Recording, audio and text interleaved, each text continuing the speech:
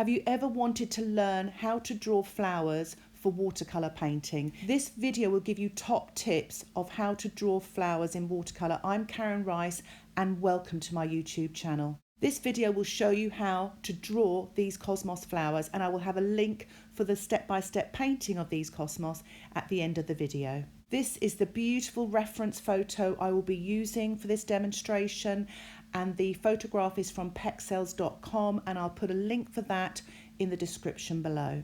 If you'd like to draw these flowers accurately, one thing you can do is print off the photograph to the size that you want your watercolour painting, and then just use some transfer paper or tracing paper. The thing you can do is, I get my students to do this quite a lot, is to draw upside down. That way you really look at the photograph and it will help you draw more accurately. Make sure your pencil is sharpened and make sure it's no softer than a 2B and no harder than an HB. The sort of H pencils will scratch your paper, and the softer pencils will actually make it all smudgy and dark and messy. So I always go for an HB or a B pencil. Don't press too hard with the pencil, because if you want to rub off your pencil lines afterwards when you've finished your painting, sometimes they're very hard to remove. So I'm just drawing the edges of the flower here, just sort of really observing obviously my reference photo. One thing that can really help you is you actually look at the negative space in between the flowers. So not actually the petals, but the spaces in between them. That can really help. Okay, another really good tip for you. If you make a mistake, just leave the mistake there. Don't rub it out. Don't rub anything out till the end, because you'll find that that mistake will guide you to draw a correct line. I really find this useful, and it really helps my students as well. The other thing here, if you notice in this drawing that I'm doing, is I try to make as fewer lines as possible. I notice a lot of times when my students are drawing, they're drawing like they're just doing the drawing for drawing's sake and not actually an outline drawing for a watercolour painting. So don't do too many sketching lines and don't do any shading lines. I don't want to overload you with too many tips, but this is another really good tip. Don't commit yourself too much to a particular part of a drawing. I'll give you an example. If you're drawing a portrait and you're drawing the eyes, don't go into great detail in the eyes, because you might find when you put the nose and mouth in, the eye's in the wrong place and you've just spent a half an hour drawing that eye. So just do very small minimalist marks to begin with. So you can see I made a little bit of an error there. There's a little pencil line just to that left petal. I'm just ignoring it and I've drawn the correct line. Remember that your mistakes will help you. So I'm just now lowering this petal and I'm ignoring the height of the original drawing. The other thing I do is I always try and draw the biggest thing first to make sure there's space for that. But sometimes it might be helpful, I haven't done it in this instance, but to make sure you've got space for all the other flowers, so make little marks everywhere just to ensure that when you get to the last flower, it doesn't fall off the end of the page. If you notice when I'm drawing here is sometimes I stop my pencil all the time and make a little dot. It's just these little points in this contour drawing that allows you, it's like a map almost, and it allows you to have all these like different destinations, and it stops you from going off track.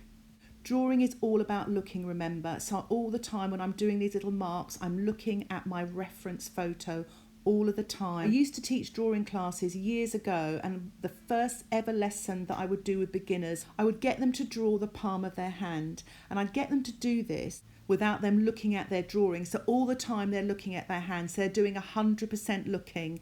And so the drawing ends up being a complete abstract. It's all these wiggly lines. But they've actually triggered something in their brain. Those important observational skills, those tools that you need to draw more accurately. Another really good exercise, I used to get my students to actually draw with their opposite hand. So if they were right-handed, I'd get them to use their left hand and vice versa. And sometimes that would trigger something in their brain and they would be more careful and observe better for some reason. So that was quite an interesting exercise. And even though their drawings were a little bit wobbly, they were more accurate, and that was the really wonderful result of that. Growing up, I never felt I was that good at drawing. It was only one day when I picked up a mapping pen. That was one of those pens where you dip into the Indian ink, and I picked up one of those, I dipped it into the ink, I started drawing, and the magical thing was it made me look more, because you can't rub out the Indian ink. So what does that do? It makes you look more, you're more careful. And I was so happy because I did these amazing drawings and I realised, yes, I can draw. I can draw because now I'm looking. And that's the key, it's the looking. I've noticed that the pen and wash classes I teach, I might choose something really complicated like buildings or something like that. I find because my students aren't able to rub out, it forces them to look, and they're more careful in their drawing, and they actually end up with quite good, accurate drawings, and they're always surprised by this. But I never am. I always think it's because you don't have a rubber. However, in watercolour painting, we do use pencils and we do need to use a rubber. But that tip about not rubbing out your mistakes until the end is really helpful. And as you can see now, I'm rubbing out my mistakes. But I'm also rubbing out my correct drawing, not so much that you can't see it, but I've left with sort of ghost lines. So at the end of the painting, you won't see such strong pencil lines because it's very difficult to rub out pencil lines after you've finished your watercolour. Thank you so much for watching this video. I hope these tips will help you in your drawing journey. If you've got any questions about this video, please put them in the comments section below and I'll try and get back to you as soon as I can. I will also put a link for the Cosmos watercolour step-by-step at the end of this video. And of course, if you'd like to see any other videos like this, please subscribe to my YouTube channel.